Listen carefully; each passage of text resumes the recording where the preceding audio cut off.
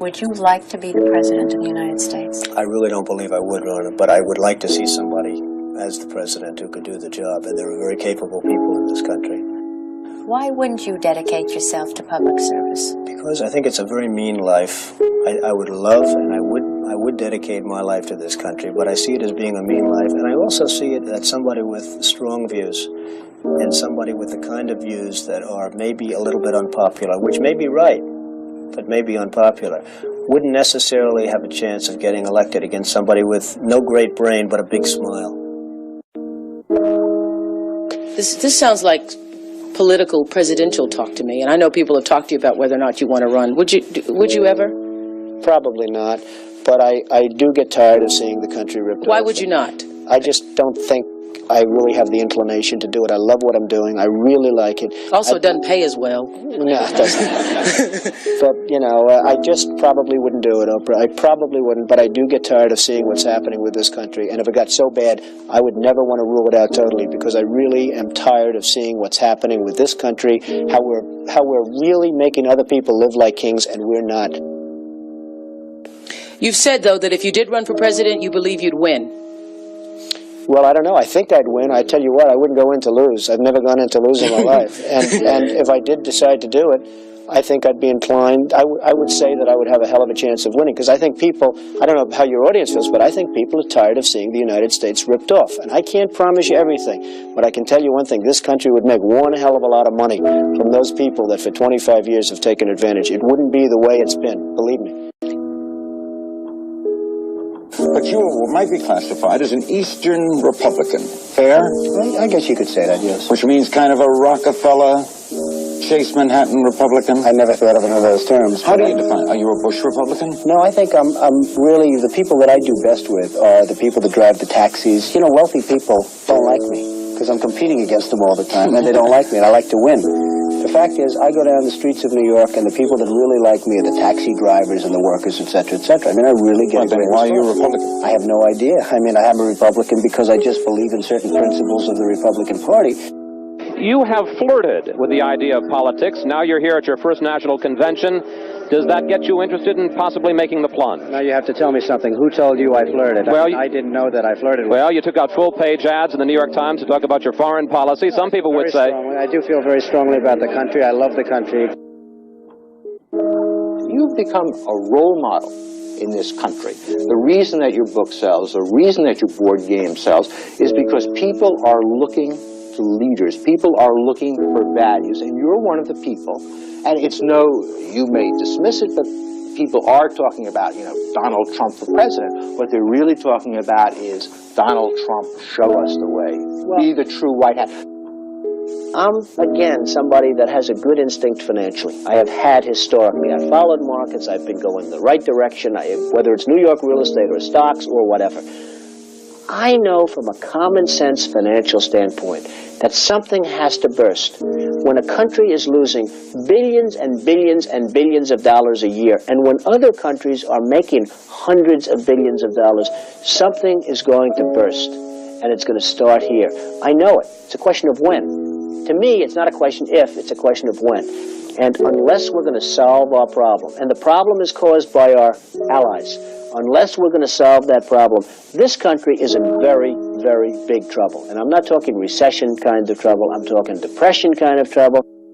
Would you really like to take over and run the country as you have run your organization? I would much prefer that somebody else do it. I just don't know if somebody else is there. I don't know if we have the kind of advocate that you need. We need major surgery. This country needs major surgery. Are you the surgeon?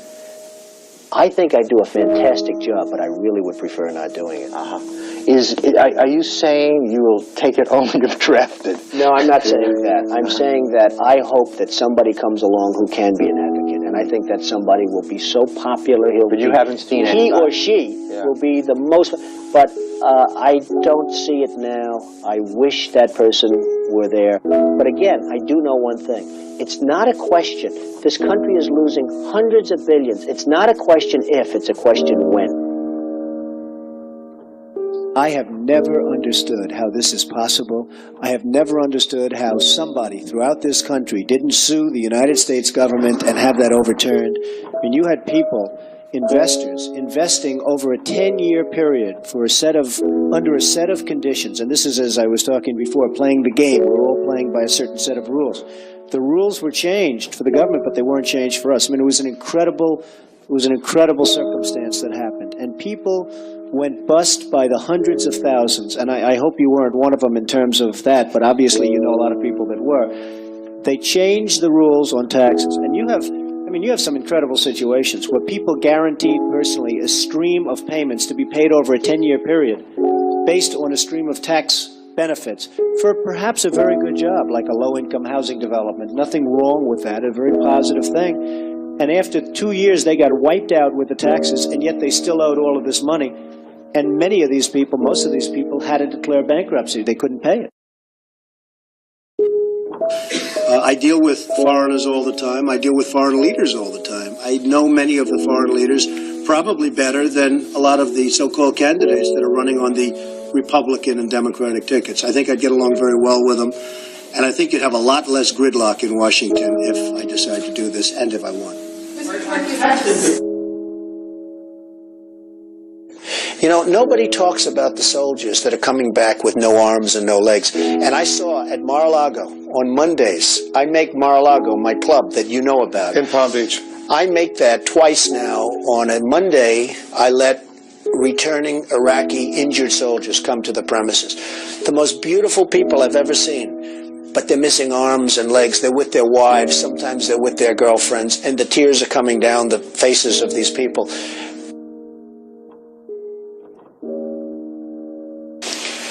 Well, I just hate what's happened to this country. We've gone to a country that's no longer respected. We're in a war that we should have never... And by the way, I'm worse than any hawk there is in terms of military and in terms of defending ourselves. But Saddam Hussein didn't knock down the World Trade Center. He had nothing to do with it. And there were no weapons of mass destruction. The other day, the head of 3M said that President Obama is anti-business. Do you get the same feeling that he does? Well, I don't know that it's anti-business or he just really doesn't know exactly what to do. And I'm afraid it probably is the second thing. I don't see him necessarily as anti-business. I think that he is not sophisticated in the ways of business. He hasn't dealt with the people that you've dealt with and that I've dealt with. I deal with China, as an example, a lot. It is never easy. And I've made some very big deals with the Chinese. I've come out on top. I've come out in great shape. I sell apartments to Chinese people. I get along great with them. It's not like, anti-China. I just think it's ridiculous that we allow them to do what they're doing to this country with the manipulation of the currency that you write about and understand, and all of the other things that they do. And frankly, if I were them and if I could get away with it, I'd take my hat off to them, frankly. They do get away with it. And I hire companies all the time, and it's so hard for our companies to compete against Chinese companies. I mean, these companies have such an advantage, whether it's glass for a curtain wall or whether it's, and you use the term because you know what's happened, sheetrock. I mean, they used to give us sheetrock, just give it.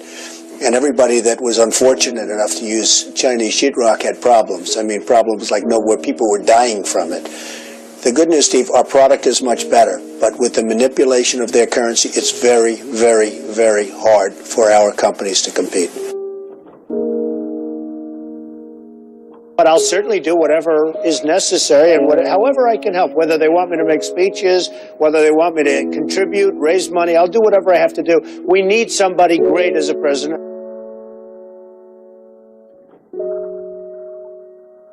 I know that you were mentioning that Aaron and I did a kind of an interesting video not that long ago in August about how things have fallen apart. But at that point, the only people who were saying it were us and you. I was saying it a long time ago. And frankly, they're talking about 50 basis points. I think you should drop it a point, a full, solid 100 basis points, and just sit back and see. And I was actually looking at somebody, a gentleman from Goldman Sachs was saying 175. So that's going to be interesting. But I think that's ultimately going to be happy. And it would be nice if Ben could get now ahead of the curve instead of always being behind the curve. He's behind the curve. Say what you want about Alan Greenspan. He was always slightly ahead of the curve. Right. And that was always brilliant. And he had this incredible reputation. I think Ben has to get a little bit ahead of the curve. He has to do something dramatic. And I really think what he should do is surprise the hell out of everyone and do it 100, and let's see what happens. That would be big. Any politician, do you think, has the pulse? Anyone running for president has the pulse of what you know about the economy? Well, the biggest problem is something I never hear about. I told you about it once. Every time they lower interest rates, the cartel, because I call it a cartel, right, the illegal monopoly, raises oil prices, okay? So the monopoly, because that's all it is, it's a total illegal monopoly. If businesses ever formed OPEC, everybody would be put in jail. Here they are, and every time a country hits oil, they're invited in to the cartel, okay? It's a disgrace. So what happens is every time interest rates go down, oil prices go up, and it's the same number. I mean, practically the same money. So they lower it, they raise it, they lower it, they raise it. Now you have oil that's close to 100, going to be over 100, and nobody in this country calls and says, get that damn oil price down. You get it down.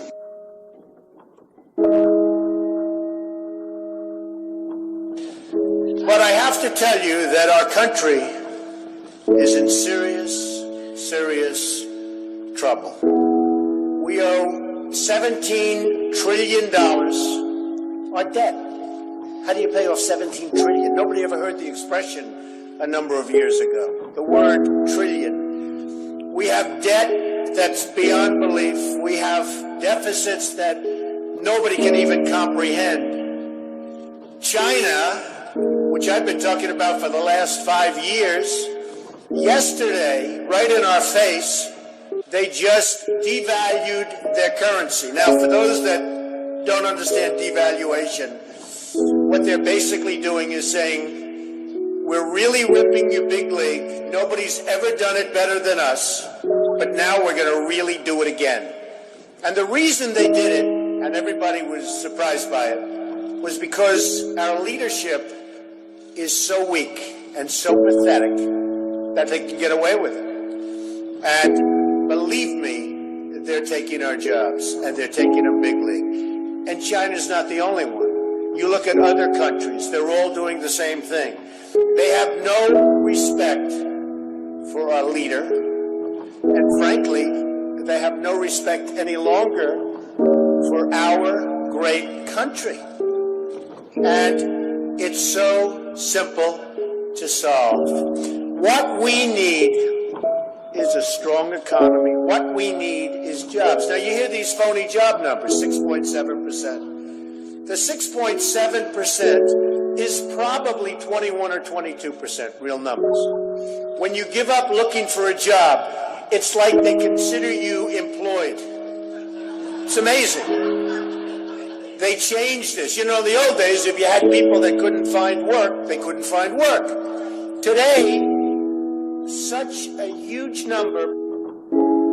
Now you look at what's going on with Afghanistan. You have Karzai that's treating our president like he doesn't even exist. So they make a deal, and I'm not advocating stay, because frankly, I want to build this country. I want to build these schools. I don't want to build a school in Afghanistan, a road going to the school, watch it get built up and then blown up 4 times, and they keep rebuilding and rebuilding.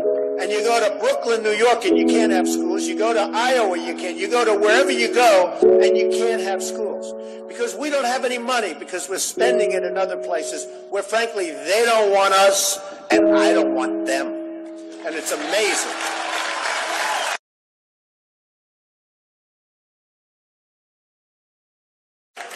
Our country is in serious trouble. We don't have victories anymore.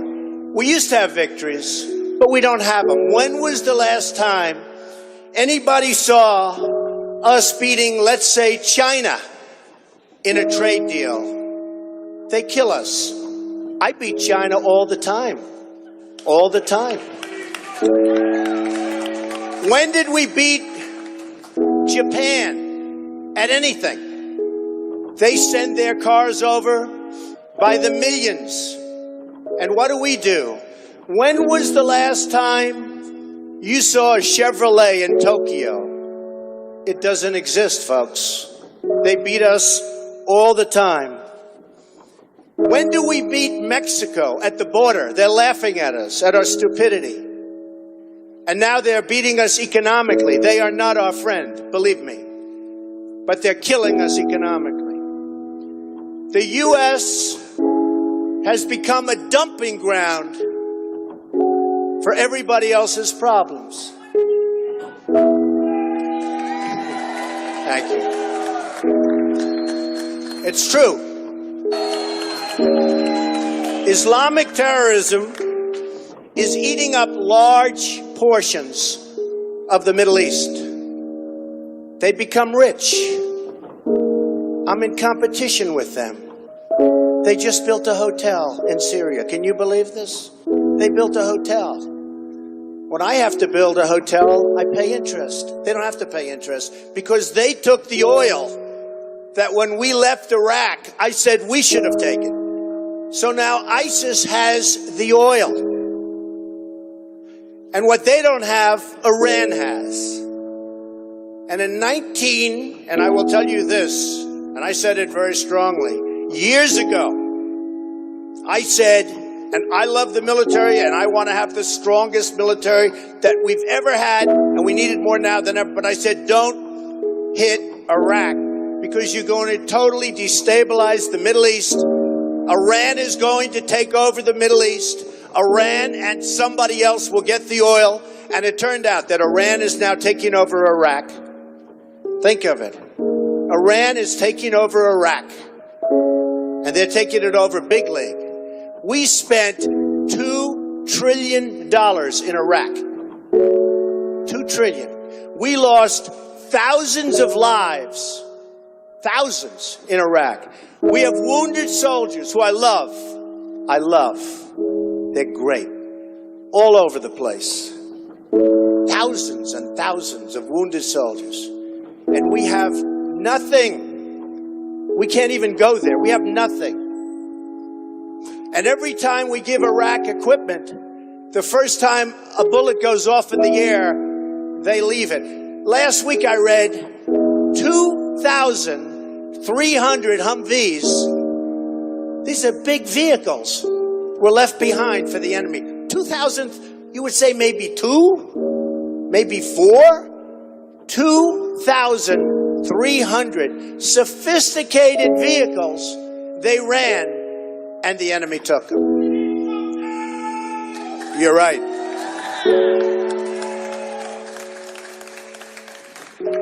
Last quarter, it was just announced, our gross domestic product, a sign of strength, right? But not for us. It was below zero. Who ever heard of this? It's never below zero. Our labor participation rate was the worst since 1978.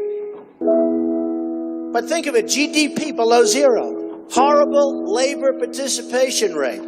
And our real unemployment is anywhere from 18 to 20%. Don't believe the 5.6. Don't believe it. That's right. A lot of people up there can't get jobs. They can't get jobs because there are no jobs. Because China has our jobs and Mexico has our jobs. They all have our jobs. But the real number is anywhere from 18 to 19 and maybe even 21%.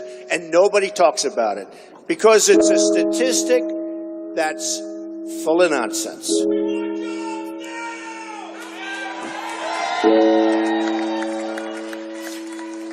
Our enemies are getting stronger and stronger by the day, and we as a country are getting weaker. Even our nuclear arsenal doesn't work. It came out recently.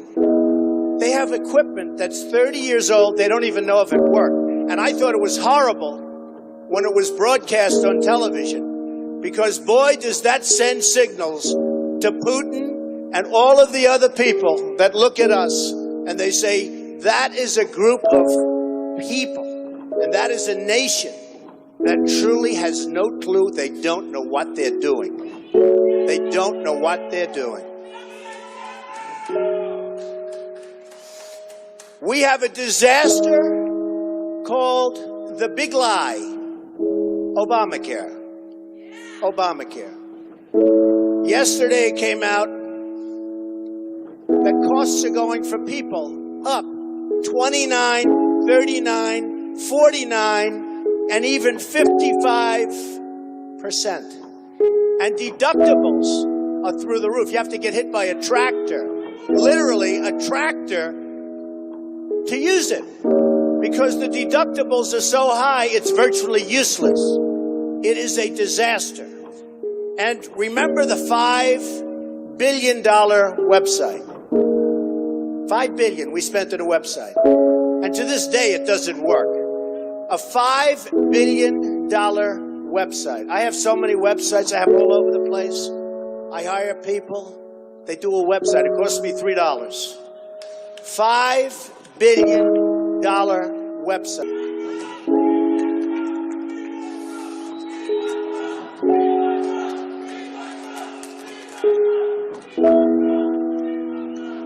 Well, you need somebody, because politicians are all talk, no action. Nothing's going to get done. They will not bring us, believe me, to the promised land.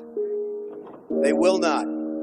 As an example, I've been on the circuit making speeches, and I hear my fellow Republicans, and they're wonderful people. I like them. They all want me to support them. They don't know how to bring it about. They come up to my office. I'm meeting with 3 of them in the next week, and they don't know. Are you running? Are you not running? Could we have your support? What do we do? How do we do it? I like them. And I hear their speeches. And they don't talk jobs, and they don't talk China. When was the last time you heard China's killing us? They're devaluing their currency to a level that you wouldn't believe. It makes it impossible for our companies to compete. Impossible. They're killing us. But you don't hear that from anybody else. You don't hear it from anybody else. And I watch the speeches. Thank you. I watch the speeches of these people, and they say, the sun will rise, the moon will set, all sorts of wonderful things will happen. And people are saying, what's going on? I just want a job. Just get me a job. I don't need the rhetoric. I want a job. And that's what's happening. And it's going to get worse, because remember, Obamacare really kicks in 2016. Really big league. It is going to be amazingly destructive. Doctors are quitting. I have a friend who's a doctor, and he said to me the other day, Donald, I never saw anything like it. I have more accountants than I have nurses. It's a disaster. My patients are beside themselves. They had a plan that was good. They have no plan now. We have to repeal Obamacare, and it can be replaced. And it can be replaced with something much better for everybody. Let it be for everybody, but much better and much less expensive for people and for the government. And we can do it. So, I've watched the politicians. I've dealt with them all my life. If you can't make a good deal with a politician, then there's something wrong with you. You're certainly not very good. And that's what we have representing us. They will never make America great again. They don't even have a chance. They're controlled fully. They're controlled fully by the lobbyists, by the donors, and by the special interests, fully. They control them. Hey, I have lobbyists, I have to tell you. I have lobbyists that can produce anything for me. They're great. But you know what? It won't happen. It won't happen. Because we have to stop doing things for some people But for this country, it's destroying our country. We have to stop, and it has to stop now. Now, our country needs a truly great leader. And we need a truly great leader now. We need a leader that wrote The Art of the Deal. We need a leader that can bring back our jobs, can bring back our manufacturing, can bring back our military, can take care of our vets. Our vets have been abandoned. And we also need a cheerleader. You know, when President Obama was elected, I said, well, the one thing I think he'll do well, I think he'll be a great cheerleader for the country. I think he'd be a great spirit. He was vibrant, he was young. I really thought that he would be a great cheerleader. He's not a leader, that's true. You're right about that. But he wasn't a cheerleader. He's actually a negative force. He's been a negative force. He wasn't a cheerleader. He was the opposite. We need somebody that can take the brand of the United States and make it great again. It's not great again. We need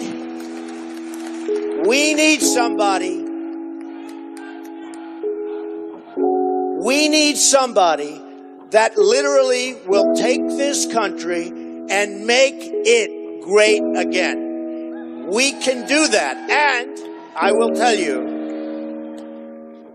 I love my life. I have a wonderful family.